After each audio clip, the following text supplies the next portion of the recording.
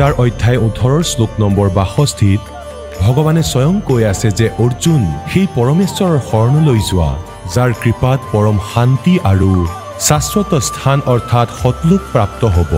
সেই পৰমেশ্বৰ কোন হয়, ক'ত আছে, কেনেকুৱা জানিবৰ কাৰণে নিশ্চয় শুনক জগতগুৰু তত্ত্বদৰ্শী সন্ত ৰামপাল দেৱ মহাৰাজৰ অমৃত বচন।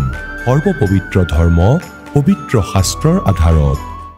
আপুনি সেয়া লুকাই আছে। তেতিয়া তেওঁ ক'লে সুখদেৱে যে মোক ভগৱানে তাত এই কাৰণে থাকিবলৈ নিদিলে কাৰণ মোৰ গুৰু নাই।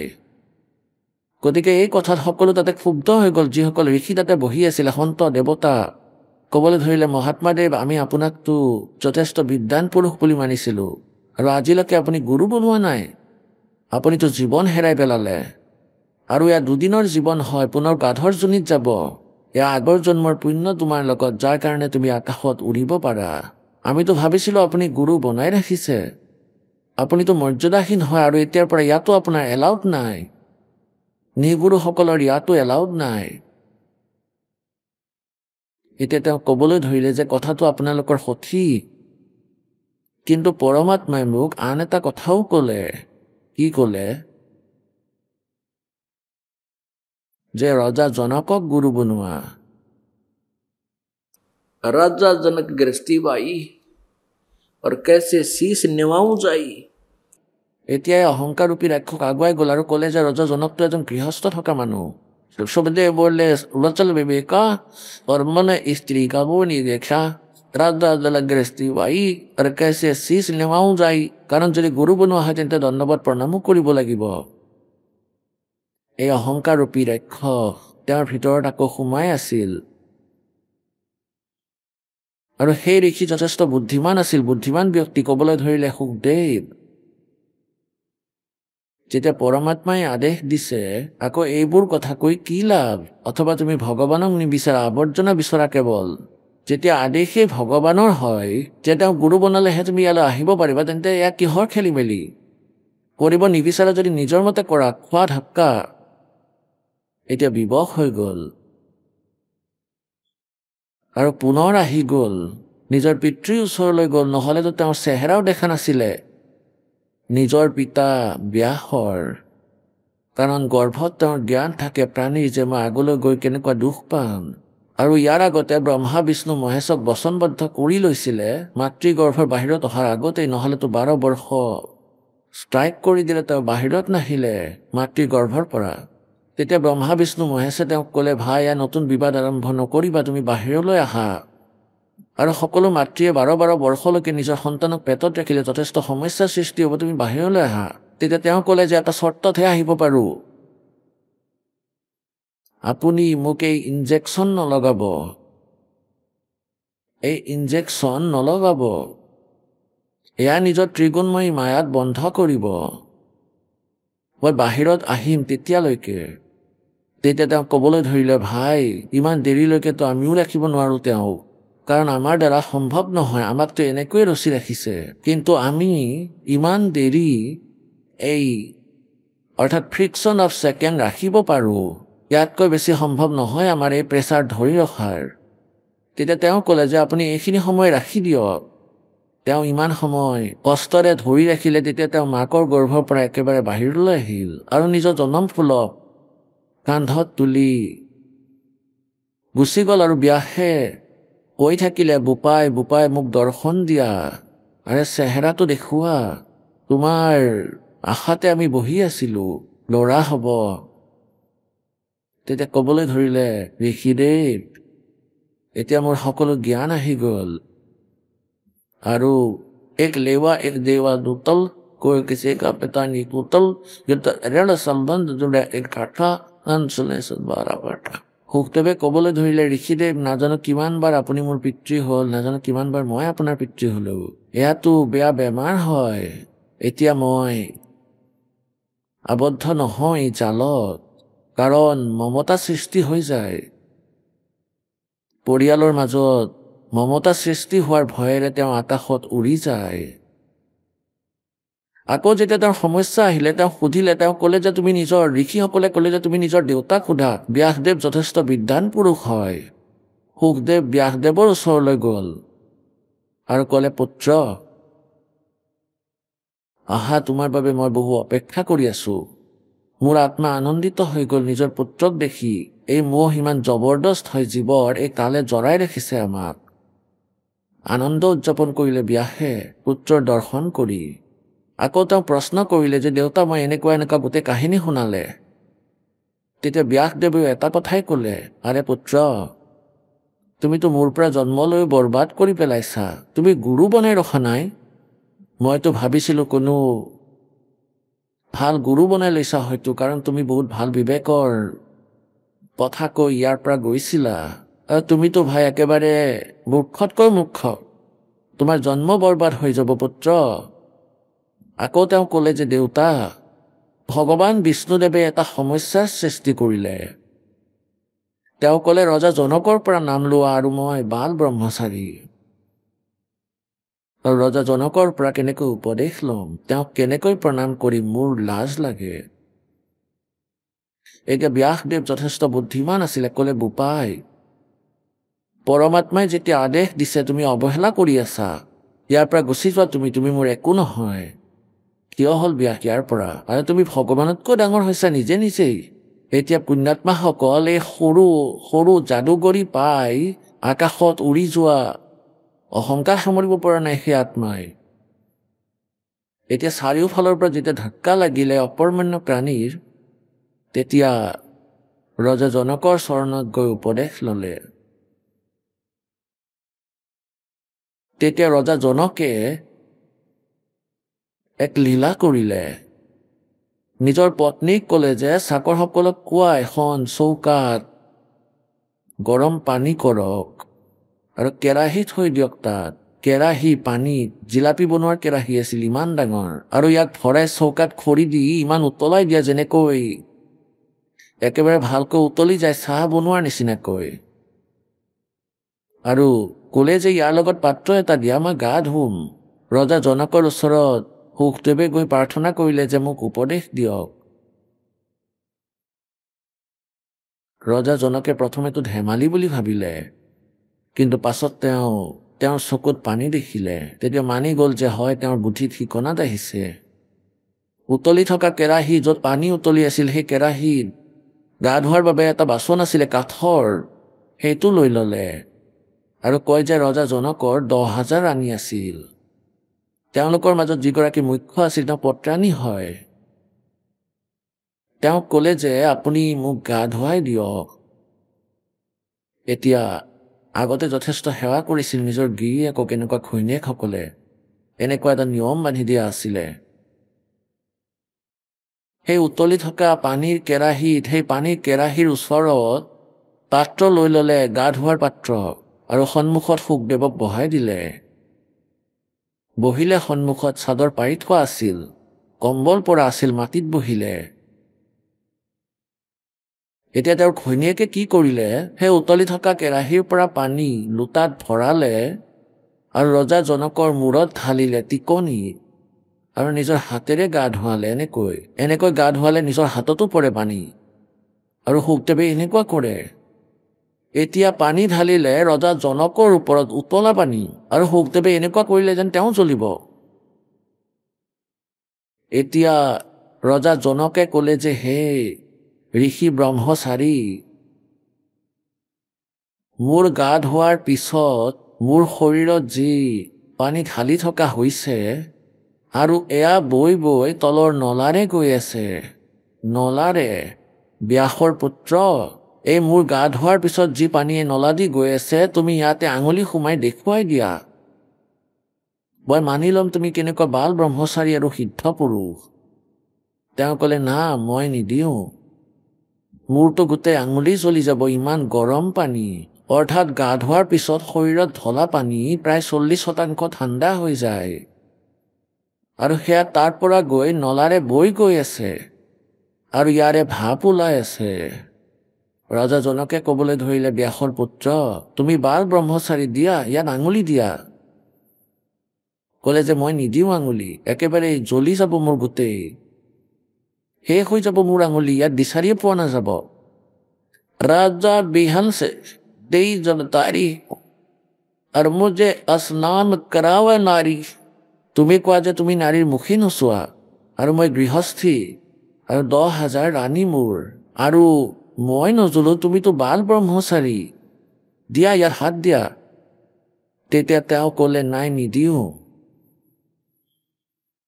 গতিকে কি কোৱা হয়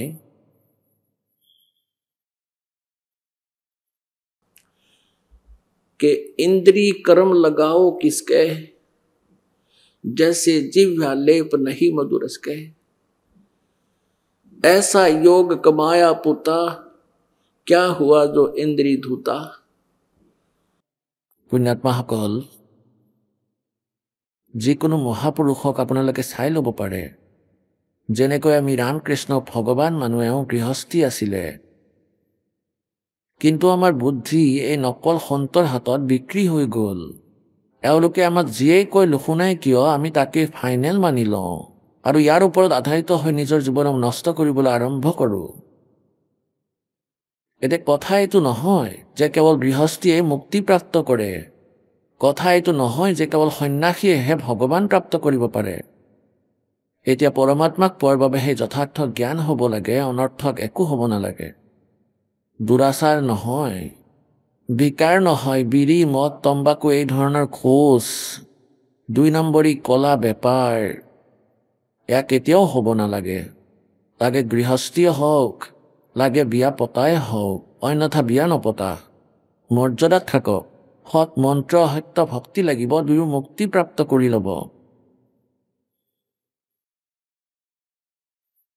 পুণ্যাত্মাসকল এতিয়া সুখদেৱ ঋষিৰ কিমান বৈৰাগ্য আছিলে ৰজা জনকক গুৰু বনালে কিন্তু মুক্তি নাপালে দুয়ো গুৰু শিষ্য স্বৰ্গলৈ গ'ল আৰু যেতিয়া এওঁলোকৰ স্বৰ্গৰ সময় শেষ হ'ব গুৰুজীটো আহিলেই এতিয়া কিছুদিন পিছত শিষ্যও আহি যাব গুৰুজী কোন আছিলে ৰজা জনক তেওঁ ৰজা অমৃষ্ট আছিলে সত্য যুগৰ আৰু সেই আত্মাই আকৌ নানকদেৱ হ'ল এই গুৰু নানকদেৱ যিয়ে শিখ ধৰ্মৰ উত্থান কৰিলে আৰু আকৌ গুৰু নানকদেৱে পৰমেশ্বৰক পালে সচখণ্ডৰ পৰা আহি কবিৰদেৱ এই ধানক শিপিনী তেতিয়া নানকদেৱ সেই আত্মাৰ কল্যাণ হ'ল যিজন সৎযুগত ৰজা অমৃশ আছিলে বহুত ভাল সাধক আছিলে আৰু ৰজা জনক আছিলে যাক সীতাৰ পালক পিতা বুলি জানিছিলে সেই আত্মা আকৌ নানকদেৱ হ'ল আকৌ নানকদেৱৰ কল্যাণ তেতিয়া হ'ল যেতিয়া পৰমাত্মাৰ যথাৰ্থ ভক্তিপ্ৰাপ্ত হ'ল এতিয়া এই দাসে আপোনালোকক ক'ত আৰু কি বুজাব বিচাৰিছে গীতাৰ অধ্যায় নম্বৰ 16 শ্লোক নম্বৰ 23 ক'লে যে যিয়ে শাস্ত্ৰবিধিক ত্যাগ কৰি মনৰ মতে আচৰণ কৰে তেওঁলোকৰ না কোনো সুখ হয় না কোনো সিদ্ধিপ্ৰাপ্ত হয় না তেওঁলোকৰ কোনো গতি হয় এতিয়া শাস্ত্ৰ অনুকূল সাধনা তত্ত্বদৰ্শী সন্তই ক'ব গীতাৰ জ্ঞানদাতাই কৈ আছে আৰু সেই সাধনা ক'ত লিখা আছে সচিদানন্দ ঘন ব্ৰহ্মৰ বাণীত কবিৰ বাণীত এতিয়া আকৌ সকলো ঘূৰাই পকাই কথা তাতে আহি ৰৈ গ'ল প্ৰথমটো গুৰু হয় গুৰু সম্পূৰ্ণ হওক যাৰ অধিকাৰ আছে নাম দিয়াৰ এনেকৈ নহয় যে যিকোনো গুৰুৰ পৰা নাম ল'ব পাৰি কোনো আজ্ঞা লয় যে মোক আজ্ঞা দিয়ক নাম দিয়াৰ আৰু তেওঁ ক খ গও নাজানক গতিকে এনেকৈ সম্পূৰ্ণ গুৰু হ'ব লাগিব আৰু এবাৰত সৎগুৰু এজনেই হয় কাৰণ পৰমাত্মা স্বয়ং আহিছিলে সৎগুৰুৰ ভূমিকা কৰিবলৈ সেই সময়ত 64 লাখ শিষ্য আছিল পৰমেশ্বৰৰ আৰু সেই সময়ত কোনো মিডিয়াও নাছিলে আৰু অকলেই নামদান কৰিছিলে নহ'লে তেওঁ ক্ষেত্ৰ ৱাইজ অন্য অধিকাৰী বনাব পাৰিলে হয় কিন্তু তেওঁ জানিছিলে যে গুৰু পদত থকাটো কোনো বালকৰ কাম নহয় এয়া সহজ কথা নহয় এয়াতো পৰমাত্মাৰ যাৰ ওপৰত হাত থাকে আদেশ থাকে তেওঁৰ শক্তি মালিকৰ লগত আকৌ থাকে এতিয়া যেনেকৈ ইয়াত কোনো 33 কেভিৰ পাৱাৰ হাউচ আছে ইয়াৰ পিছেৰে যদি কোনো কানেকশ্যন আছে থাৰ্মেল প্লাণ্টেৰে তেন্তে ই নিজৰ কাম ঠিককৈ কৰে আৰু যিসকলে তেওঁৰ পৰা আগেৰে বহুত লৈ ৰাখিছে কানেকশ্যন লৈ ৰাখিছে তেওঁলোকৰো কানেকশ্যন ঠিক থাকিব লাগিব তেতিয়া পাৱাৰ তেওঁৰ ঘৰত কাম কৰিব গতিকে এনেকৈয়ে গুৰু যি থাকে তেওঁ এয়া ভাবি লওক যে 33 kV পাৱাৰ হাউচ হয় আৰু ইয়াৰ মূল উৎস কিহেৰে আহিছে থাৰ্মেল প্লাণ্টেৰে গতিকে এনেকৈয়ে কবিৰ পৰমেশ্বৰ যি থাৰ্মেল প্লাণ্ট হয় আৰু গুৰু যি ইয়াৰ প্ৰতিনিধি হয় যাৰ লগত ইয়াৰ কানেক্টেড হয় তেওঁ পাৱাৰ হাউচ আৰু তেওঁৰ পৰা আপুনি কানেকশ্যন যদি লয় যদি কানেকশ্যন ঠিক থাকে আপোনালোকে কানেকশ্যন ঠিক ৰাখিব লাগিব অন্যথা আপোনালোকৰ কানেকশ্যন কটাৰ লগে লগে সেই সুবিধা বন্ধ হৈ যাব গুৰু মৰ্যাদাত থাকিব লাগিব প্ৰসংগ চলি আছে যে যেনেকৈ আমি খেতিত কিবা বীজ ঘেঁহু ৰুলো সেয়া যদি সিঁচাও নাই তেতিয়াও ব্যৰ্থ সাৰ যদি ভালকৈ দিয়া নহয় তেনেহ'লে ইয়াৰ সম্পূৰ্ণ লাভ নাহিব গতিকে সাৰ আৰু সিঞ্চনৰ যি পানী হয় এয়া পাঁচোটা যজ্ঞ হয় আৰু বীজ যি হয় ই সৎনাম হয় সৎনাম আৰু সাৰনাম আৰু আপোনালোকক যিমান মন্ত্ৰ দিয়া হয় জপ কৰাৰ বাবে এয়া ট্ৰিটমেণ্ট হয় বীজ হয় এতিয়া বুদ্ধিমান ব্যক্তিৰ বাবে সংকেতেই যথেষ্ট এতিয়া আন এটা উদাহৰণ দিওঁ যেনেকৈ কোনো ভয়ংকৰ ৰোগী থাকে তেওঁৰ শৰীৰ শুকাই ক্ষীণাই গ'ল ডক্তৰৰ ওচৰলৈ যদি যায় তেতিয়া সৰ্বপ্ৰথমে তেওঁ গ্লুক'জ লগাই দিয়ে এতিয়া গ্লুক'জ যিটো হয় ইয়াৰ ৰোগ নাশক নহয় গ্লুক'জেটো শৰীৰক সঁহাৰি দিয়ে পানীৰ ত্ৰুটিক পানীৰ নাটনিক ই সম্পূৰ্ণ কৰে কিন্তু ৰোগ নাশক কেপচুল ইনজেকশ্যন টেবলেট এইবোৰ ভিন্ন ভিন্ন হয় গতিকে পুণ্যাত্মাসকল এই জ্ঞানহীন গুৰুসকলে আমাক ইনকমপ্লিট ৱে অফ ৱৰ্শ্বিপ দি ৰাখিছে আধৰুৱা পূজাৰ বিধি শুনাই ৰাখিছিলে যেনেকৈ কিছুমানেতো এই হাৱনে কৰি থাকে সদায় শ্ৰীমদ ভাগৱত গীতাৰ অধ্যায় নম্বৰ 4 শ্লোক নম্বৰ 25 পৰা 30 এয়াই কৈছে এয়াই কোৱা হৈছে যে কোনোবাই এনেকুৱা সাধনা কৰে কোনোবাই হাৱন যজ্ঞ কৰে কোনোৱে স্বাধ্যায় কৰে কোনোৱে জ্ঞান যজ্ঞ কৰে কোনোবাই আকৌ দেৱতাসকলৰ অনুষ্ঠানৰূপী যজ্ঞ কৰে কোনোজনে দেৱতাসকলৰ পূজা কৰে কিন্তু এওঁলোকৰ যি জ্ঞান আছে সেয়া কমপ্লিট নহয় কিন্তু এওঁলোকে ইয়াকে পাপ নাশক বুলি মানে সেইকাৰণে 4ৰ্থ অধ্যায়ৰ 32 নম্বৰ শ্লোকত ক'লে যে সচিদানন্দ ঘন ব্ৰহ্মৰ বাণীৰে অৰ্থাৎ সচিদানন্দ ঘন সেই পৰমেক্ষৰ ব্ৰহ্মৰ মুখ কমলেৰে উচ্চাৰিত এয়া বাণী হয় ব্ৰাহ্মণে মুখে মানে সচিদানন্দ ঘন ব্ৰহ্মৰ মুখেৰে উচ্চাৰিত বাণী সেয়া তেওঁৰ তত্ত্বজ্ঞান বুলি ভাবা 4ৰ্থ অধ্যায়ৰ 36 নম্বৰ শ্লোকত ক'লে যে যি 4ৰ্থ অধ্যায়ৰ 32 নম্বৰ শ্লোকত যি তত্ত্বজ্ঞান সচিদানন্দ ঘন ব্ৰহ্মৰ বাণীৰ বিষয়ে কৈছে সেই তত্ত্বজ্ঞানত তুমি তত্ত্বদৰ্শী সন্তৰ ওচৰলৈ গৈ বুজা গতিকে পুণ্যাত্মাসকল যোৱাকালি আপোনালোকক কৈছিলোঁ যে গৰীবদাস চাহেবদেৱৰ ওচৰলৈ এজন পাঞ্জাৱৰ লুধিয়ানাৰ ওচৰৰ বাছিৰ গাঁৱৰ পৰা এজন ব্যক্তি আহিছিলে আৰু তেওঁ এয়াই প্ৰশ্ন কৰিছিলে প্ৰভু এই জ্ঞান আমি কেতিয়াও জনাই নাছিলোঁ যি আপুনি আজি জনাই আছে তব গৰীবদাস তিনকা আঠা কোটৰ মধ্যে কোৱে নেই ৰাজু বকৰা অৰবলা কৈ গৰক্ষৰ ৰাজু বকৰা কোটি কোটি সন্তৰ মাজত তুমি সন্ত বিচাৰি নাপাবা যিজন এই তত্ত্বজ্ঞানৰ সৈতে পৰিচিত হয় আৰব গুৰুৰ মাজত তুমি এজনক পাবা গুৰু মানে আধ্যাত্মিক গুৰু মাৰ্গদৰ্শক এখন গাঁৱত যদি 10,000ৰ জনসংখ্যা থাকে তেন্তে 5,000 গুৰু পাবা কেনেকৈ আধ্যাত্মিক গুৰু হ'ব যেনেকৈ কাৰোবাৰ সন্তানৰ কাৰোবাৰ ভনীয়েকৰ সন্তানৰ লগত খেলি মেলি হৈ থাকে তেওঁ কমজুৰি হয় শিথিল হয় তেতিয়া শাহুৱে ক'ব যে তোমাৰ শ্যামদেৱৰ পূজা আছে মাজনী তাত 100 টকা দি দিয়া চুবুৰীৰে এজনী আহি ক'ব যে বাহিৰৰ ফুটনি শিকি এটা আগ কৰা তৃতীয়জনীয়ে আহি ক'ব যে ঘৰৰে কুল দেৱতাৰ প্ৰকোপ এয়া তেওঁকো কিবা দিয়া চতুৰ্থজনীয়ে পৰামৰ্শ দিব যে আলি দুমোজাত মিঠাইৰ টোপোলা এটাত থৈ আহিবা আৰু 5 নম্বৰ জনীয়ে ক'ব যে কাণত এটা ফুট দিয়া তাৰ নজৰ লাগিছে ক'ৰবাত, অৰ্থাৎ এখন গাঁৱত 5,000 গুৰু পাবা আৰু সকলোৱে বেবেৰী বাং বকিব। কোনোৱে হনুমান দেৱৰ পূজা, কোনোৱে শ্যামৰ পূজা, কোনোৱে কৃষ্ণৰ, কোনোৱে বিষ্ণুৰ, কোনোৱে শংকৰৰ, কোনোৱে ভৈৰৱ ভূতৰ কথা ক'ব। কোনোৱে এজন দুজনৰ ব্ৰহ্মলৈকে বুদ্ধি যায়। আৰু এই গীতাৰ জ্ঞানদাতাই কয় 7वें अध्याय के 19वें श्लोक में कि बहु नाम जन्मानाम अन्ते ज्ञानवान माम पर्वते।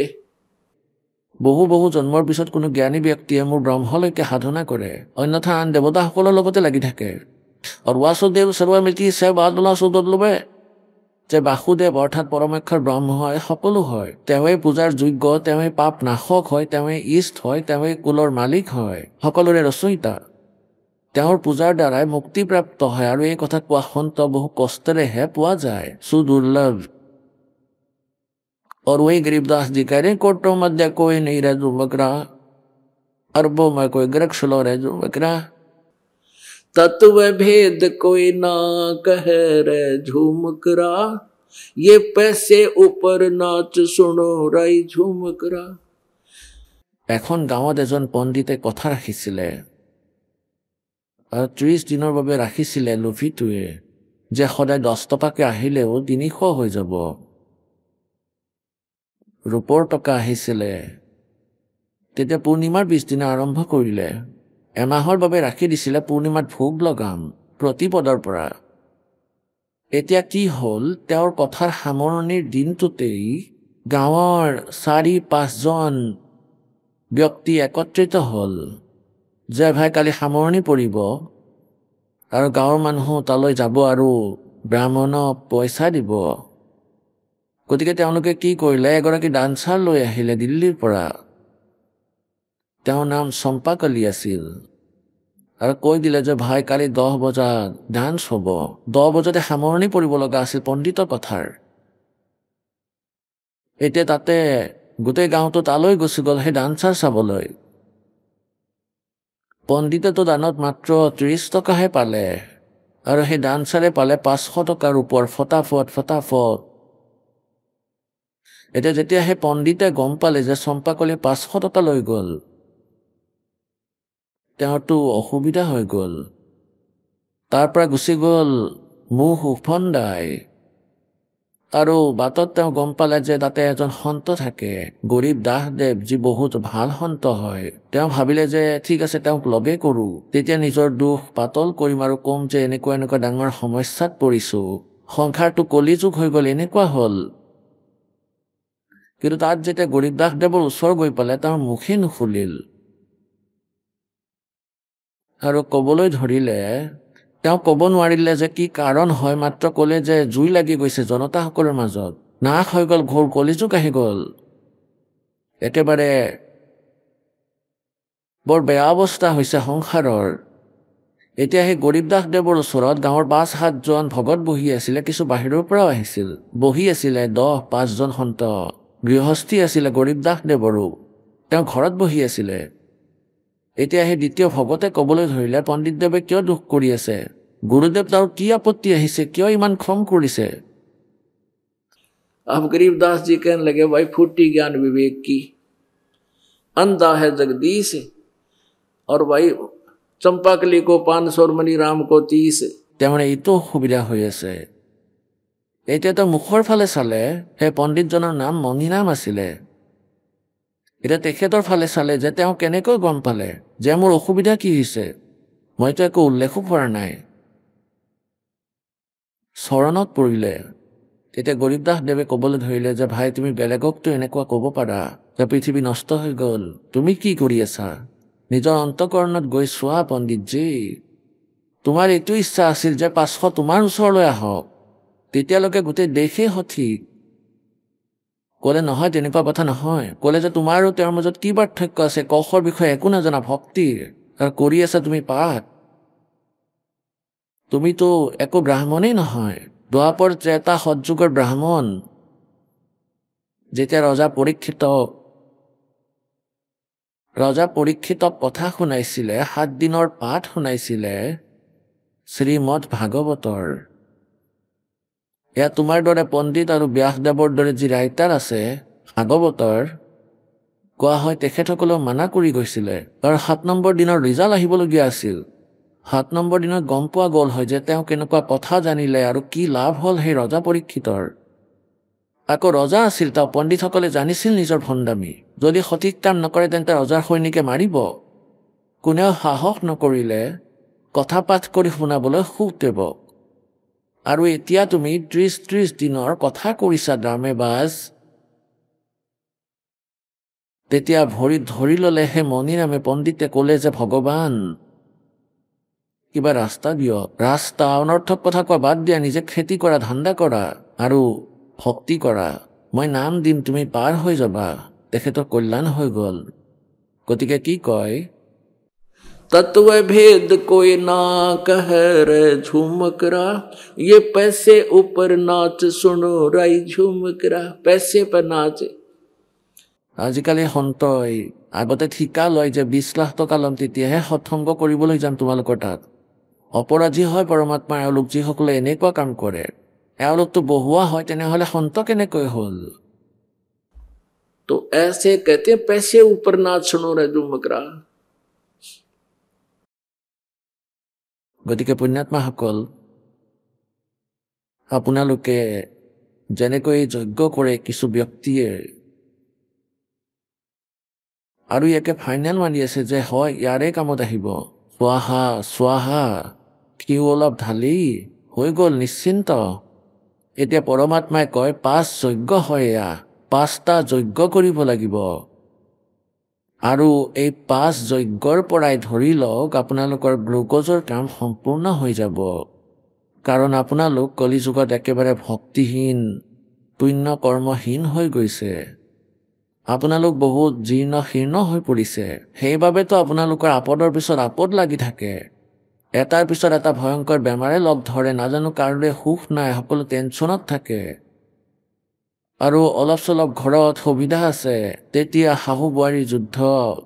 শাহু বোৱাৰী যেতিয়া কাজিয়া হয় তেতিয়া গোটেই পৰিয়ালতে ছিটিকি যায়, একেবাৰে তেল ছিটিকাৰ দৰে ছিটিকে। আকৌ শহুৰেকে গম পাই তেওঁ লাঠি উঠাই ল'ব, সিফালে ল'ৰা আহিব, তেওঁ আকৌ এতিয়া গোটেই দিন টেনশ্যনেই ল'ব নে ধান্দাই কৰিব। ঘৰৰ এই অৱস্থা। গতিকে পুণ্যাত্মাসকলে সৎ ভক্তিৰে, পৰমাত্মাৰ ভক্তিৰে লাহে লাহে আপোনালোকৰ ভিতৰত সহনশীলতাও আহি যাব। আৰু আপোনালোকৰ ভিতৰত লোকচানো ঘৰতে হৈ যাব, তেতিয়া আৰু যুদ্ধ নাথাকিব। এতিয়াতো অলপ লোকচান হ'লে বুঢ়া বুঢ়ীয়ে দোষাৰোপ কৰে বোৱাৰীয়েকক, কেনে ঘৰৰ পৰা আহিছে একোৱে দেখা নাই এজনীয়ে, গোটেই নাশ কৰি দিলে, কিবা কৰিলে। আৰু এনেকৈ কিছুদিন পিছত সেই পুত্ৰ বোৱাৰী লাগি যাব শ্লোক শুনাবলৈ, আকৌ তেওঁ লুকাই ঘূৰি ফুৰিব। গতিকে এনেকৈ আমি গোটেই কাম বিনষ্ট কৰি ৰাখিছোঁ। আৰু ভগৱানৰ সৎসংগ শুনিলে, বিচাৰ শুনিলে, ভক্তিৰ দৃঢ়তা হৈ যোৱাৰ পিছত আকৌ কিছুমানেতো কিছু এনেকুৱা সংস্কাৰ আছে যি তেনেকৈয়ে দূৰ হৈ যাব। আমাৰ মাজত কাজিয়া হোৱাৰ কোনো আশংকাই আহিব নিদিব ভগৱানে, এনেকুৱা ব্যৱস্থা কৰি দিব। গতিকে পুণ্যাত্মাসকল, এজন ভকতে কৈছিলে যে ময়ো নাম লৈ ৰাখিছোঁ, মোৰ মায়েও নাম লৈছে, মোৰ পত্নী, মোৰ কেঁচুৱা, কিন্তু দেউতাই লোৱা নাই। আৰু এনেকৈয়ে মই ঘৰত গ'লোঁ, মোৰ পত্নীয়ে কিবা কিবি ক'লে আৰু মায়ে এনেকুৱা ক'লে তেনেকুৱা ক'লে। আৰু 1 বৰ্ষ হৈ গ'ল আমি নাম লোৱাৰ, উপদেশ লোৱাৰ আপোনাৰ পৰা। গতিকে মই ক্ৰোধিত হৈ খং কৰি গ'লোঁ যে মাক আজি ধমক দিম। এনেতে এজন ব্যক্তি আহিল আৰু ক'লে যে ভগত ঠিকে আছেনে? তেওঁ এনেকৈ ভগত বুলি ক'লে মোৰতো গোটেই খং নাইকিয়া হৈ গ'ল।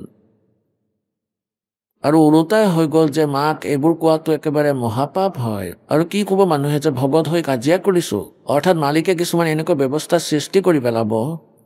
আৰু অন্তঃকৰণত, কাৰণ এবাৰ ভুল হৈ গ'লে তেওঁ আকৌ লগে লগে মনত পেলাই দিয়ে। আমাৰ যি ভক্তিৰ শক্তি আছে, আমাক সেই দুষ্কৰ্মেৰে, সেই হানিৰে একেবাৰে চিধা ব্ৰেক লগাই দিয়ে, একেবাৰে 4x4। আৰু গাঁতৰ পৰা ওলাই লৈ যাব য'ত আমি পৰিব খুজিছিলোঁ। গতিকে পুণ্যাত্মাসকল, এটা সময়ৰ কথা, এজনী বুঢ়ীয়ে খুব কাজিয়া কৰিছিলে নিজৰ পুত্ৰ বোৱাৰীয়েকৰ লগত। সৰু সৰু কথাত পানীৰ গ্লাছো যদি উৰি যায়, নাজানো কি কি শ্লোক শুনাইছিলে।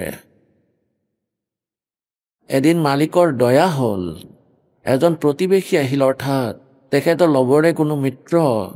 তেখেত সৎসংগলৈ যায়। তেখেতে সেই বৃদ্ধাগৰাকীক ক'লে যে আহা সৎসংগলৈ যাওঁ। এবাৰ দুবাৰতো তেওঁ মানা কৰি দিছিলে, কিন্তু তৃতীয় দিনা তেওঁ গুচি গৈছিলে তেওঁৰ লগত। এতিয়া সৎসংগত কয় চাবোন আৰু পানী থাকিলে, আৰু যদি কাপোৰ চাফা কৰিব লাগে আৰু মানুহজনো ভাল হয়, তেন্তেতো চাফা হ'বই হ'ব। সৎসংগই চাবোন আৰু পানীৰো কাম কৰে। অন্তঃকৰণৰূপী এই কাপোৰক ধোৱাৰ বাবে ভিতৰৰ পৰা মলি উলিয়াই দিয়ে। এতিয়া সেই বৃদ্ধাগৰাকীয়ে সৎসংগ শুনিলে আৰু লাহে লাহে ৰঙতে ৰঙীন হ'ল, বহুত শান্তি প্ৰাপ্ত কৰিলে। কাৰণ আমি যেতিয়ালৈকে বিচাৰ নুশুনো তেতিয়ালৈকে আমি তাতেই নিজৰ মাজতে যি ৰামায়ণ চলি থাকে তাকেই শুনি থাকোঁ। যেনেকৈ এগৰাকী ভগ্নী আন এখন ঘৰলৈ গুচি গ'ল, তেওঁলোকে ক'ব যে আমাৰ বোৱাৰীয়ে এনেকুৱা কৰি আছে, তেওঁ এনেকুৱা কৰে, তেওঁ এনেকুৱা কৰে, আৰু তেতিয়াই তেওঁ নিজৰটো আৰম্ভ কৰি দিব, আমাৰো এনেকুৱাই।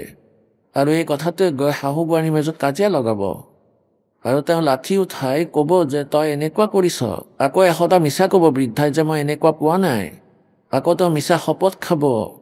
গতিকে এনেকুৱা অনৰ্থক কথা নকৈ সৎসংগলৈ আহক আৰু আকৌ সৎসংগৰ চৰ্চা কৰক। বহুত পাৰ্থক্য আহি যায়। গতিকে এদিন কি হ'ল, সেই পুত্ৰ বোৱাৰীয়ে গাখীৰ উলিয়াই মহৰ পৰা আৰু ওপৰত প্ৰতিদিনে ওলোমাই ৰাখিছিলে গজ, লোহা মেৰুৱা থাকে, আৰু তাত ভোগ বনাই দিয়ে আৰু তাত ওপৰত ওলোমাই দিয়ে। সেয়া ওখ হয় 5-6 ফুটৰ, আৰু সহজে হাতেৰে তাত বাল্টি ওলোমাই দিব পাৰিছিলে কুকুৰ আৰু মেকুৰীৰ পৰা বচাবলৈ। আৰু প্ৰতিদিনে তেওঁলোকে সেই গাখীৰ বাল্টিত ওলোমাই দিছিলে সেই হুকত। এতিয়া নাজানো সেইদিনা বোৱাৰীগৰাকীৰ কি হৈ গ'ল, ওলোটা ছাইডত হৈ গ'ল সেই বাল্টিটো। তেওঁ ভাবিলে যে বাল্টিটো ওলোমাই আছে আৰু এৰি দিলে, তেতিয়া বাল্টিটো তলত পৰি গ'ল। তলত পৰাৰ লগে লগে গোটেই মজিয়াখন গাখীৰ হৈ গ'ল, আৰু বৃদ্ধাগৰাকীয়ে চাই থাকিলে বহি বহি। সেই বোৱাৰীয়েকে সেই বৃদ্ধাগৰাকীৰ ফালে চালে যে তেওঁ কি কথা শুনাব এতিয়া মোক ঠিক নাই। তেওঁৰ হাত ভৰি ফুলি গ'ল যে আজিতো ডাঙৰ যুদ্ধই হ'ব। তেতিয়া বৃদ্ধাই ক'লে যে মাজনী একো নাই, আমাৰ ভাগ্যত নাছিলে। এতিয়া গোটেইখিনি চাফা কৰি লোৱা আৰু যিমান উঠাব পাৰা উঠাই লোৱা, আৰু মহৰ তাত দানাত দি দিয়া পাত্ৰ এটাত লৈ। এয়া আজি আমাৰ ভাগ্যতে নাছিল পুত্ৰী। একো কথা নাই। তাই বিশ্বাস কৰিব নোৱাৰিলে যে আজি বৃদ্ধাৰ কি হৈছেনো। আগতেতো এনেকুৱা হোৱা হ'লে কাজিয়াই কৰিলে হয়। গতিকে এয়া তাইৰ বিশ্বাস নহ'ল। হ'ব পাৰে খঙত আছে। নিজৰ পুত্ৰক ক'ব, যেতিয়ালৈকে তাইৰ গিৰিয়েক ঘৰলৈ নাহে তেতিয়ালৈকে তাইৰ বিশ্বাসেই নহয়। এতিয়া যেতিয়া গিৰিয়েক ঘৰলৈ আহিল, সুধিলে যে মা এয়া কি হৈছে, কাৰণ গাখীৰৰ সেই সৰু সৰু টোপালবোৰ মজিয়াত দূৰৰ পৰাই দেখা গৈছিল। তেতিয়া তোৰ মাকে ক'লে, বোপাই এই গাখীৰ পৰি গ'ল, আৰু আজি আমাৰ ভাগ্যতে নাছিল। ভাগ্য ভাল বোৱাৰীৰ মূৰ ফটা নাই, তাই ভৰি নাটাতিলে বাল্টিৰে। অৰ্থাৎ বৃদ্ধাই তথাপিও বহুত ভাল ধুনীয়াকৈ বুজালে। তেতিয়াহে তেওঁৰ বিশ্বাস হ'ল যে বৃদ্ধাৰ এনেকুৱা পৰিৱৰ্তন কেনেকৈ আহিল। ভৰিত ধৰিলে নিজৰ শাহুৱেকৰ, মা মোৰ যদি কোনো ভুল হয় তেন্তে মাফ কৰি দিব, ময়ো এবাৰ দুবাৰ আপোনাক কিবা কিবি ক'লো। গতিকে তেওঁৰ কথা পুনৰ বুজিব পাৰিলে। সৎসংগ ইয়াৰে নাম হয়। ইয়াৰ প্ৰভাৱ আছে যদি তুমি সৎসংগী, আৰু আপোনাৰ প্ৰভাৱ নহয়, নিঃসন্দেহেৰে নাম লৈ আছে আৰু ভগত বুলি কয়। ভগতৰ দৰে লক্ষণ নাথাকিলে ভগত নহয়। আৰু নিজৰ শাহুৰে পৰিৱৰ্তন দেখি সেই বোৱাৰীয়েও নাম ল'লে, তেওঁৰ গিৰিয়েকেও নাম ল'লে, আৰু গোটেই ঘৰৰে উদ্ধাৰ হৈ গ'ল। গতিকে পুণ্যাত্মাসকল, এনেকৈয়ে আমি সৎসংগলৈ আহিলে আমাৰ এই ধৰণৰ যি সমস্যা আছে ইয়াৰো সমাধান আৰামত হৈ যাব। লাহে লাহে, একেবাৰে নহয়, धीरे धीरे होगा। प्रकृति द्वार देने के पड़ा रहे, धके देने के खावे, 100 काल दे तोड़ी पर द्वार छोड़ दिया। এতিয়া ট্ৰিটমেণ্ট আৰম্ভ হ'ল আপোনালোকৰ। গতিকে আমি আকৌ সেই প্ৰসংগলৈ আহোঁ।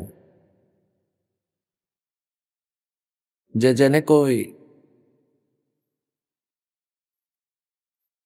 আমি সাধনা কৰোঁ, কিছুমানেতো কোনো এক হৱন যজ্ঞ কৰিয়েই নিজে নিজকে সন্তুষ্ট বুলি মানে যে আমি বহুত কিবা কিবি কৰিলোঁ, অথবা কোনো এজনে এক অধ্যায় কৰি লয়, গীতাৰ অধ্যায় পাঠ কৰি লয়, অথবা বেদৰ যিকোনো 4-5টা মন্ত্ৰ মুখস্থ কৰি কেতিয়াবা ইয়াক ৰিপিট কৰি ল'লে, কোনোবাই কিবা কৰি আছে, কোনোবাই কিবা কৰি আছে। গতিকে পৰমাত্মাই আহি আমাক এই যথাৰ্থ বিধিৰ কথা কৈছে যে 5 যজ্ঞ কৰিব লাগিব আপোনালোকে। এক যজ্ঞ হে ধৰ্ম কি, दूसरी यज्ञ है ध्यान, तीसरी यज्ञ हमल की और चौथी यज्ञ परिणाम, আৰু পঞ্চম যজ্ঞ হ'ল জ্ঞান। এতিয়া যি আপোনালোকক সৎসংগ শুনোৱা হৈছে এয়া তত্ত্বজ্ঞান, এয়া জ্ঞান যজ্ঞ হয়। আপোনালোকে ইয়াতে দান কৰে, আপোনালোকে ধৰ্ম কৰে, আপোনালোকে যি পইচা দিছে পৰমাত্মাক দিছে। আপোনালোক সকলো উপদেশী, আপোনালোকে দিয়া এই দান এক বহুত পবিত্ৰ পইচা হয়, আৰু আকৌ ইয়াত ভগৱানৰ দৰবাৰত তেওঁক আপোনাৰ ফালৰ পৰা নিমিত্তৰ পৰা এৰা হৈছে। পৰমাত্মাৰ কৃপাৰে এয়া শুদ্ধ হৈছে, আৰু আকৌ এই দানেৰে এই দ্ৰব্যৰে ইয়াত আপোনালোকৰ বাবে পৰমাত্মাৰ সন্তানৰ বাবে সকলো সুবিধাই উপলব্ধ কৰোৱা হয়। ছেট বনালে, পাংখা লগালে, মেট টচক এই সকলো আপোনালোকৰ বাবে ব্যৱস্থা কৰিছে। আকৌ এই ভোজন ভাণ্ডাৰা, ইয়াত এয়া সেই পবিত্ৰ স্থল হয় পুণ্যাত্মাসকল। নাজানো এই পৃথিৱীত ক'ৰবাত আপোনালোকে এই আহাৰ পাবনে নাই। এনেতো ৰুটি সকলোৱে খায় নিজৰ ঘৰত, ঘি গাখীৰো হয়তো প্ৰয়োগ কৰি আছে, কিন্তু গীতাৰ অধ্যায় নম্বৰ 3 শ্লোক নম্বৰ 10 পৰা 15লৈকে কোৱা হৈছে যে যিবোৰ যজ্ঞ কৰা হয় আৰু যজ্ঞৰ পৰা বাচি যোৱা অন্ন যিয়ে খায় পুণ্যাত্মাসকলে, তেওঁলোকৰ বহুত পাপ নাশ হৈ যায়। ইয়াত এয়া বিধিৱত সাধনা, পৰমাত্মাৰ শাস্ত্ৰ অনুকূল সাধনা হয়, প্ৰভুক ভোগ লগোৱা হয়। সেই বাচি যোৱা অন্ন প্ৰসাদ আপোনালোকৰ মাজত বিতৰণ কৰা হয়, যাৰ দ্বাৰা যি পৰমাত্মাৰ যথাৰ্থ বিধিৱত যি প্ৰসাদ সৃষ্টি হয় সেয়া 21 ব্ৰহ্মাণ্ডত নাই, যি ইয়াত সতলোক আশ্ৰম বৰবালাৰ ভিতৰত আছে। গতিকে এই ভোজন আপোনালোকৰ প্ৰাপ্ত হয়। এয়া হালোৱা প্ৰসাদ বনাই ৰাখিছে, পৰমাত্মাৰ বাবে সকলোতকৈ আগত ওলাই ৰাখি দিয়া হয়, তেওঁলৈ আগ কৰা হয়। ইয়াৰ পিছত আপোনালোকৰ মাজত বিতৰণ কৰি দিয়া হয়। যজ্ঞত বাচি যোৱা অন্ন যিয়ে খায় তেওঁৰ বহুত পুণ্য হয়, তেওঁৰ বহুত পাপ নাশ হৈ যায়। গতিকে এয়া সেই স্থান, ইয়াত আপোনালোকে দিয়া দানৰ জৰিয়তে আপোনালোকৰ পুণ্য হ'ব, কিন্তু খোৱা সকলৰো এই দানৰ কোনো হানি নহয়। এই অন্নক খালে হানি নহয়, আৰু বিনা কোনো যেনেকৈ তাত শাস্ত্ৰ অনুকূল কোনো অনুষ্ঠান নাই, সেয়া ইউজলেছ হয়। আৰু তাতে যদি অন্ন খায় আপোনালোকে, তেনেহ'লে আপোনালোকৰ ওপৰত ভাৰ হ'ব। परमात्मा कहते खर्च डाना खा अज्ञानी गुदरे, ইয়াক খাব নালাগে আপোনালোকে। ক'ৰবাত কোনোৱে অনুষ্ঠান কৰি আছে, সেয়া নকল, ডুপ্লিকেট হয়। ইয়াৰ দ্বাৰা কৰা হোৱা সেই যজ্ঞ অৰিজিনেল নহয়, আৰু ইয়াৰ অন্ন খালে আপোনালোকৰ ওপৰত ভাৰ হয়, আৰু ইয়াৰ পৰা বাচিব লাগিব আপোনালোক। तो परमात्मा कहते धर्म तो धसके नहीं, ये धसके तीनों लोके, खैरायत में खैर है कीजे आत्म पोखी। এতিয়া পুণ্যাত্মাসকল, এতিয়া যেনেকৈ প্ৰথম যজ্ঞ আছে ধৰ্মৰ, আৰু দ্বিতীয় যজ্ঞ ধ্যান, আৰু তৃতীয় যজ্ঞ হয় হৱন, আৰু চতুৰ্থ যজ্ঞ হয় প্ৰণাম। এতিয়া ইয়াত যি হয় প্ৰথম যজ্ঞ ধৰ্ম, আপোনালোকৰ দ্বাৰা দিয়া হোৱা দ্ৰব্য ইয়াত ভোজন ভাণ্ডাৰত ইয়াত টচক আনে, বিচনা আনে, মেট লগাই, পাংখা লগাই, ছেট লগাই, গোটেই বাচন কিনে আপোনালোকৰ বাবে, আপোনালোকৰ দ্বাৰা দিয়া হোৱা ধৰ্মৰে এই ভোজন ভাণ্ডাৰৰ ব্যৱস্থা কৰা হয়। এয়া ধৰ্ম হয়। আৰু এটা যজ্ঞ ধৰ্মৰ আৰু দ্বিতীয় হয় ধ্যান। ধ্যান মানে পৰমাত্মাত বিশেষ ইচ্ছা, আপোনালোকৰ বুদ্ধি পৰমাত্মাত কিছু দেৰিলৈ স্থিৰ হোৱা, পৰমাত্মাৰ ফালে কিছু ডাইভাৰ্ট হোৱা, ন'ন এজ মেডিটেশ্যন। পৰমাত্মাক মনত পেলোৱা ইয়াত ধ্যান হয়। গতিকে ইয়াত আপোনালোক সৎসংগত অহাৰ আগতে যি আপোনালোকৰ মেডিটেশ্যন আৰম্ভ হয়, যেনেকৈ কোনো ছাৰ্ভিচমেন বা কোনো কৰ্মচাৰী হয়, দোকানী, খেতিয়ক হয়। এতিয়া সমস্যা কি হয়, এখন ঘৰত এজনে নাম লৈ ৰাখিছে আৰু 4-5জন অনুপদেশী হয়। এতিয়া যিজনে উপদেশ লৈ ৰাখিছে ইয়াত এই অমৃত জ্ঞান যাৰ কাণলৈ গুচি গ'ল, তেওঁ কাৰো বাবে নৰয়। আকৌ তেওঁ পুনৰ আহিবলৈ চেষ্টা কৰে, ঘৰৰ মানুহসকলৰ তেওঁলোকৰ জ্ঞান নাই, তেওঁলোকে বিৰোধ কৰে আৰু কয় যে তুমি 3 দিনৰ মূৰত গুচি যোৱা, লোকচান হয় বহুত, কাম চলি আছে। গতিকে আপোনালোকে বহুদিন আগতে এই সৎসংগ আহি পালে পৰিয়ালক প্ৰসন্ন কৰিবলৈ কিছুদিন আগৰ পৰাই আপুনি এনেকৈ ভালদৰে অত্যাধিক কাম কৰি দেখুৱাই যাতে ঘৰৰ পৰা পাৰ্মিশ্যন সোনকালে পায়। গতিকে এই কাৰণে আপোনালোকৰ সেই প্ৰথমৰ পৰা যি প্ৰযত্ন আছিল, সেইদিনাৰ পৰাই আপোনালোকৰ মেডিটেশ্যন ধ্যান যজ্ঞ আৰম্ভ হ'ল। এনেকৈ ছাৰ্ভিচমেন হয়। এতিয়া কাৰণ ভক্তিহীন সকলো হৈ গ'ল, অধিকাৰীও কৰ্মচাৰীও ভগৱানৰ পৰা শ মাইল দূৰত, তেওঁলোকেতো অকল মায়া দেখে। এই দাসৰ লগতো কিছুদিন এনেকুৱা সংঘৰ্ষ চলিছিলে। ছাৰ্ভিচ কৰিছিলোঁ যেতিয়া, সন্ত চিপাহী আৰু সিংহ বাঘ কোৱা হয়, এওঁলোকে পিছফালে খোজ নিদিয়ে, এওঁলোকে আগলৈহে খোজ দিয়ে, আগলৈহে যায়। গতিকে পৰমাত্মাও আমাক অলপ চাই যে মোৰ বচনৰ ওপৰত কিমান এওঁলোক টিকিব পাৰে, তেতিয়া তেওঁলোকৰ ৰাস্তা মুকলি কৰি দিয়ে। আকৌ পৰমাত্মাই এনেকৈ খুলিলে, এনেকুৱা দয়া কৰিলে, উদ্ধাৰ কৰিলে। গতিকে এনেকৈ আপোনালোকে যি দিনাৰ পৰা ছুটি লোৱাৰ কাৰণে অধিকাৰীৰ আগত প্ৰাৰ্থনা কৰাৰ আগতে তেওঁক আনন্দিত কৰে, প্ৰায় 2 দিনৰ কাম এদিনতে শেষ কৰি দেখুৱাই দিয়ে, যাতে তেওঁ ৰাজি হৈ এনেকৈ কৈ দিয়ে যে চেংচন কৰি দিয়ে, ছুটি দি দিয়ে। গতিকে আপোনালোকৰ মেডিটেশ্যন সেইদিনাৰ পৰাই আৰম্ভ হৈ গ'ল। এটা যজ্ঞ হয় ধৰ্মৰ, দ্বিতীয় হয় ধ্যান আৰু তৃতীয় যজ্ঞ হৱনৰ। ইয়াত পৰমাত্মাৰ কৃপা আছে। প্ৰত্যেক সমাগমত 2.5 কুইণ্টল দেশী ঘিৰ হৱন হৈ আছে। প্ৰায় 250 পাঠ হয়। 3 দিনত এটা পাঠ কৰে, প্ৰায় 1 কিলো ঘিৰ এটা হৱন হয়। এয়া সন্মুখত হৱন হৈ আছে।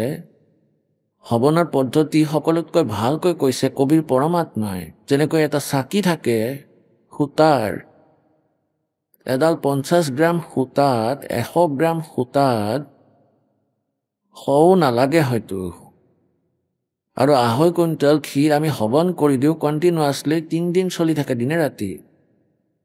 আৰু 2.5 কুইণ্টল ঘিৰ হৱন কৰিবলৈ 40 কিলো খৰি জ্বলাই দিয়া হয়। স্বাহা স্বাহা। ইয়াৰ লগতে কাৰ্বন ডাই অক্সাইডো প্ৰায় সমানেই থাকে। এফালে 100 গ্ৰাম কপাহৰ কাৰ্বন ডাই অক্সাইড আৰু আনফালে 20-40 কেজি খৰিৰ কাৰ্বন ডাই অক্সাইড। তেন্তে এইটো সকলোতকৈ সহজ পদ্ধতি। আৰু মন্ত্ৰ মালিকৰ আমি কৈয়ে আছো, পাঠ চলিয়ে আছে।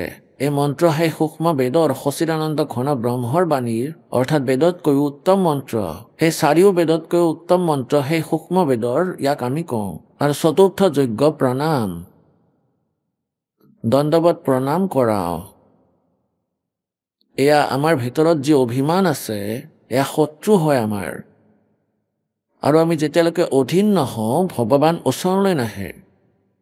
অধীন বনাবলৈ এই দুষ্ট মনক এই দণ্ডৱত প্ৰণাম কৰোৱা হয়, যাতে এই মাটিক মাটি বুলি বুজিব পাৰে। এতিয়া আমি আৰম্ভণিতে গ'লো আৰু তাতে দেখিলোঁ দণ্ডৱত কৰা। ঘূৰি আহি এটা চুকত বহিলোঁ, এনেদৰে য'তে ত'তে ঢলি পৰেনে বাৰু? আকৌ লাহে লাহে জ্ঞান হ'ল, বৰ ভাল লাগিল। নহ'লে আৰু যদি কাইলৈ পেৰালাইচিছ হয়, মুখ বেকা হৈ পৰে এনেকৈ, আৰু মুখেদি যদি মাখি ওলোৱা সোমোৱা কৰে, তেতিয়া এই ভণ্ডামি ক'ত যাব? তোমাৰ অভিমানে কি ৰক্ষা কৰিব? অৰ্থাৎ এনে বচনেৰে আঘাত লাগে। মাটিক মাটি বুলি বুজি পালে আৰু কাম সফল হ'ল। গতিকে এই পৰমাত্মাক পাবলৈ যি আমি ৰিহাৰ্চেল কৰিব লাগে, যি প্ৰেক্টিকেল কৰিব লাগিব, সেয়া আমি ইয়াত কৰিব লাগিব। যেনেকৈ সন্তান মিলিটাৰীত চিলেক্ট হৈ যায়, এতিয়া তাতে যদি তেওঁৰ এপইণ্টমেণ্ট হয়, তেতিয়া ইয়াৰ বাবে তেওঁলোকে গোটেই ক্ৰিয়া কৰাব। তাক এনেকৈ যাব দিব, দৌৰা ধপৰা কৰাব, ৰছী ধৰি জঁপিয়াব দিব, ৰছী ধৰি ওপৰত উঠিব দিব। এয়া তেওঁলোকে এইকাৰণে কৰিছে যাতে শত্ৰুৰ মুখামুখি হ'লে মাৰ নাখায়।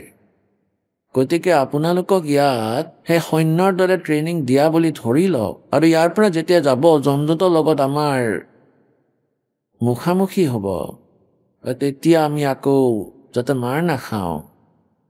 অহংকাৰ আমাৰ আটাইতকৈ ডাঙৰ শত্ৰু।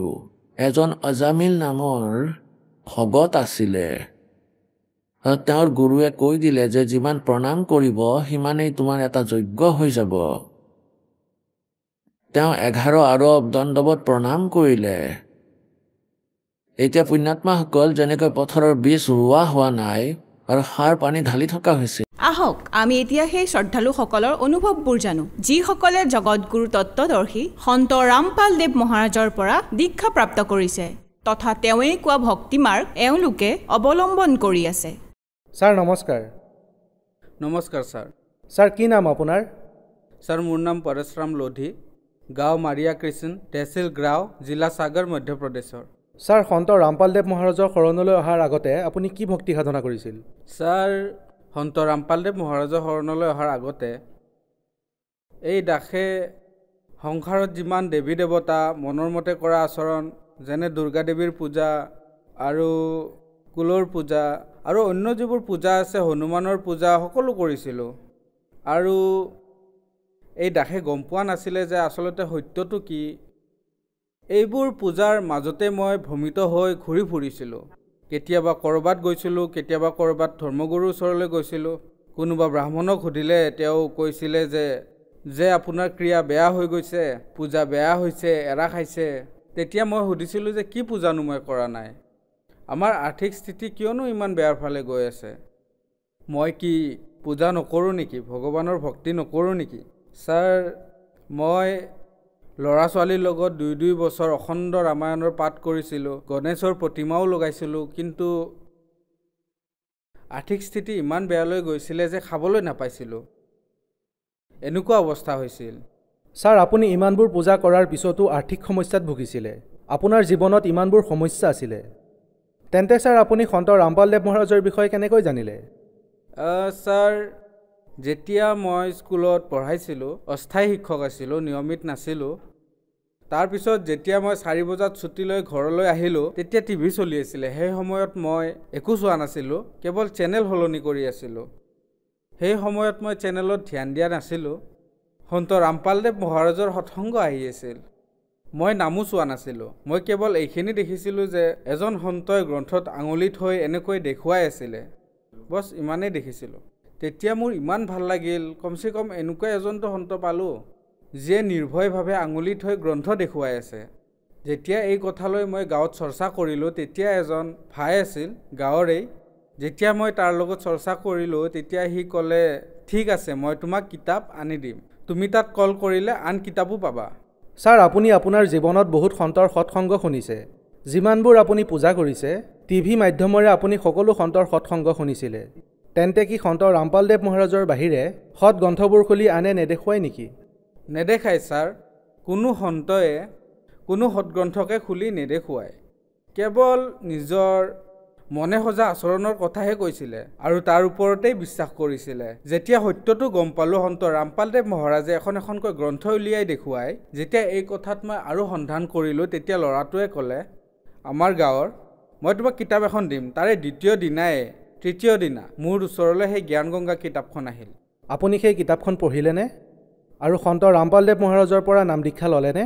হয় ছাৰ, সন্ত ৰামপালদেৱ মহাৰাজৰ এনেকুৱা কৃপা হ'ল, সেই কিতাপখন নোখোজাকৈয়ে মোৰ ওচৰলৈ আহিল আৰু মই সেই কিতাপখন পঢ়িলোঁ। যেতিয়াই মই এখন দুখন পৃষ্ঠা পঢ়িলোঁ এনেকুৱা লাগিল যে ইয়াত কিবা এটা বেলেগ আছে। তেতিয়াই মই কিতাপখন থৈ দিলোঁ আৰু সেই কিতাপখন ছমাহ থাকিল। যেতিয়া ছমাহ ৰাখিলোঁ তেতিয়া মই লগৰবোৰৰ লগত চৰ্চা কৰিলোঁ যে এখন কিতাপ আনিছোঁ, সেই কিতাপখনত এনেকুৱা এনেকুৱা কথা আছে। গতিকে ছাৰ সন্ত ৰামপালদেৱ মহাৰাজৰ কৃপাত এজনে ক'লে মোক কিতাপখন দিবা। মই তাক পঢ়িবলৈ দি দিলোঁ কিতাপখন। সি গীতাখন পঢ়ি থৈছিলে। 3 দিনত সি কিতাপখন পঢ়ি মোক ক'লে, প্ৰথমে তুমি গীতা পঢ়া, তাৰপিছত জ্ঞান গংগাৰ লগত মিলাবা। ইয়াত যিবোৰ লিখা আছে সকলো সত্য। এই কথাটো মোৰ লাগি গ'ল। যেতিয়া মই সেই জ্ঞান গংগা কিতাপখন পঢ়িলোঁ, মই তেতিয়া স্তব্ধ হৈ ৰৈ গ'লোঁ যে আচলতে সঁচাটো হয়নো কি। ছাৰ, যিবোৰ সাধনা আৰু পূজা আপুনি সৰুৰে পৰা কৰি আহিছে আৰু আপুনি আজি কৈছে যে সেই সাধনাবোৰ শাস্ত্ৰৰ বিৰুদ্ধে হয়, আৰু যেতিয়া আপুনি জ্ঞান গংগা কিতাপখন পঢ়িলে তেতিয়া আপোনাৰ এনেকুৱা লাগিল যে যিবোৰ কথা সন্ত ৰামপালদেৱ মহাৰাজে কয় সেয়া বেদ আৰু গীতাত একেধৰণে লিখা আছে। গতিকে ছাৰ, আপুনি যে আগতে বেলেগ ধৰ্মগুৰুৰ সৎসংগ শুনিছিলে, তাৰপিছত সন্ত ৰামপালদেৱ মহাৰাজে লিখা জ্ঞান গংগা কিতাপখন পঢ়িলে, তেন্তে কি পাৰ্থক্য দেখিলে? ছাৰ, জ্ঞান গংগা কিতাপখনত এনেকুৱা কথা পালোঁ যি সন্ত ৰামপালদেৱ মহাৰাজে অৰ্থসহিতে প্ৰমাণ সিদ্ধ কৰি দেখুৱালে যে যিবোৰ পূজা তোমালোকে কৰি আছা, যাক ভগৱান মানি আছা, ইয়াৰ পৰা একো লাভ নহয়। এই পূজাবোৰ ব্যৰ্থ। তেওঁ সেই সৎগ্ৰন্থত প্ৰমাণ সিদ্ধ কৰি দেখুৱালে যে ইয়াৰ পৰা আপোনালোকে একো লাভ নাপায়। গতিকে তাত মূৰ্তি পূজা কৰা, ভূতৰ পূজা কৰা আৰু অন্য দেৱী দেৱতাৰ পূজা কৰা আৰু তেওঁলোকৰ সন্মুখত ক্ষমা খোজা যে আমাৰ এইটো কাম হৈ যাওক, সেইটো কাম হৈ যাওক, এইবোৰৰ পৰা লাভ নাপায়। গতিকে ছাৰ, এই প্ৰকাৰে সিদ্ধ প্ৰমাণ সহিতে এই জ্ঞান পালোঁ। তেতিয়া মই স্তব্ধ হৈ ৰৈ গ'লোঁ যে আজিলৈকে মই এই জীৱনত প্ৰথমবাৰ এই জ্ঞান পাইছোঁ আৰু প্ৰথমবাৰ এই সত্য প্ৰমাণ পালোঁ। গতিকে মই স্তম্ভ হৈ ৰৈ গ'লোঁ যে এতিয়ালৈকে ব্যৰ্থ পূজাত ব্যস্ত আছিলোঁ আৰু মোৰ পূৰ্বপুৰুষেও এই পূজা কৰি কৰি নাজানো ভূত হৈ ক'ত ভ্ৰমি ফুৰিছে। মই সৰুৰ পৰাই ৰামায়ণৰ পাঠ কৰি আহিছোঁ। গতিকে মোৰ এটা কথা মনলৈ আহিল। আৰণ্য কাণ্ড 10 নম্বৰ 14 চপাই নম্বৰ 8 ৰামে লক্ষ্মণক যেতিয়া সুধিলে সত্যলোকলৈ অহাৰ পিছত এই জীৱই কেনেকৈ সুখী হ'ব পাৰিব, এই ৰহস্যৰ কথা কওক, এই জীৱৰ ভেদৰ কথা কওক, তেতিয়া ৰামে উত্তৰ দিলে, কাহিও তাৎস পৰম বিৰাগী। আনন্দ কাণ্ড 10 নম্বৰ 14 8 নম্বৰ চপাইত ৰামে উত্তৰ দিছিলে, কাহিও তাৎস পৰম বিৰাগী উত্তৰণ সম সিদ্ধি 3 গুণ ত্যাগী। ৰামে ক'লে যে লক্ষ্মণ, যদি কিবা সঁচা সুখ প্ৰাপ্ত কৰিব বিচাৰে জীৱাত্মাই, গতিকে তাৰ বাবে কণিকাৰ সমান সিদ্ধি আৰু 3 গুণ। সিদ্ধিৰ অৰ্থ দুৰ্গা আৰু 3 গুণ ৰজগুণ ব্ৰহ্মা, সদগুণ বিষ্ণু, তমগুণ শিৱ। ইয়াৰ পৰাই যি দূৰ হ'ব তেওঁলোকে সদায় সুখ পাব।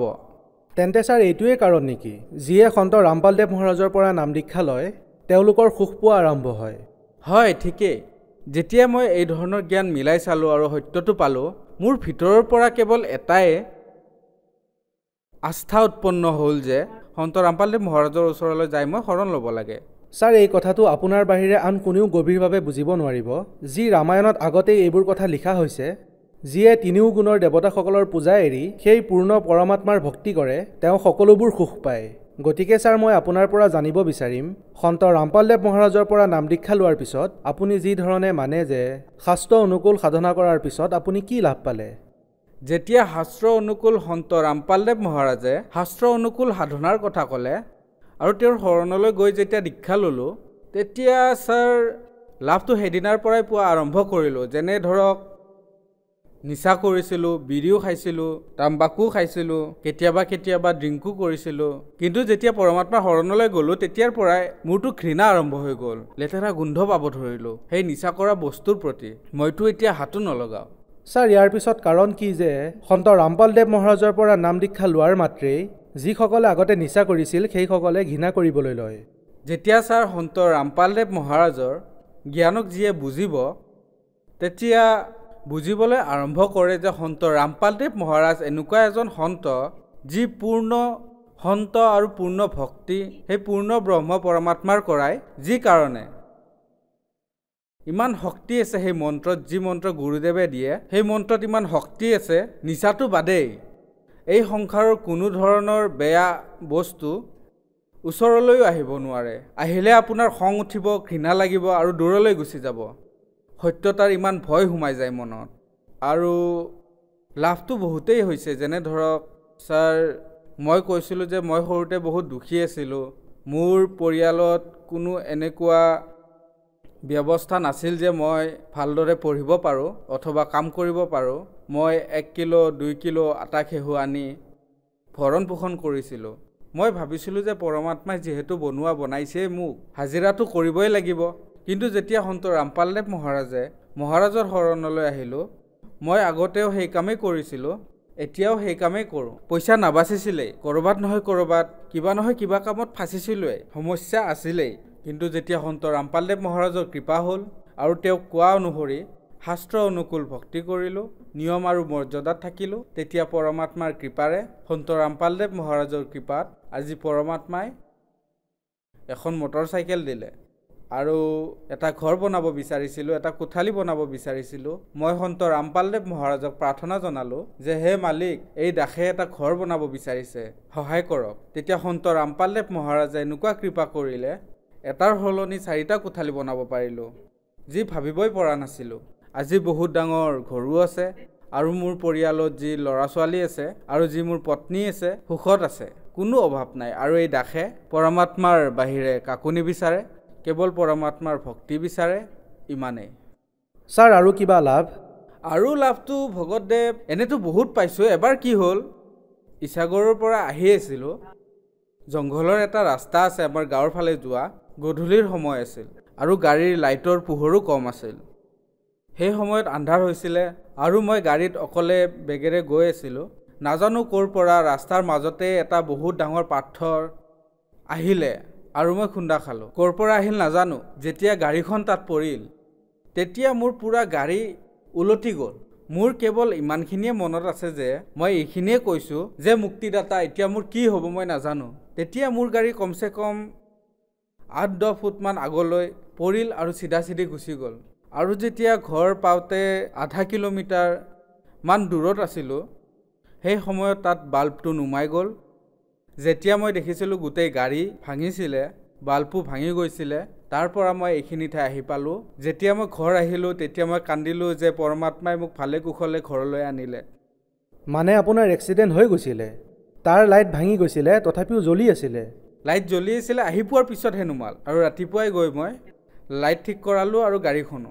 ছাৰ, আপুনি ইমানবোৰ অদ্ভুত লাভ পাইছে যে এজন সাধাৰণ ব্যক্তিয়ে এই কথাবোৰ সহজে বিশ্বাস নকৰিব, কিয়নো আপুনি কৈছে যে আন সাধনাবোৰ কৰিলে একো লাভ পোৱা নাযায়। তেন্তে ছাৰ, তেওঁলোকে যদি সন্ত ৰামপালদেৱ মহাৰাজৰ পৰা নাম দীক্ষা ল'ব বিচাৰে, তেন্তে কেনেকৈ ল'ব পাৰিব? ছাৰ, সন্ত ৰামপালদেৱ মহাৰাজৰ পৰা দীক্ষা ল'বৰ বাবে আজি ফোনত, ইউটিউবত, ফেচবুকত আৰু যিবোৰ কিতাপ গাঁৱে গাঁৱে গৈ পাইছে অথবা ভকতসকলৰ লগত আছে, গতিকে যিবোৰ জগত ভাইসকলে যদি নাম দীক্ষা ল'ব বিচাৰে, তেন্তে বহুত সুবিধা আছে। কিতাপত লিখা নম্বৰত অথবা ইউটিউবত অথবা ভকতৰ লগত যোগাযোগ কৰি সকলো জিলাত নামদান কেন্দ্ৰ খোলা হৈছে সন্ত ৰামপালদেৱ মহাৰাজৰ কৃপাত।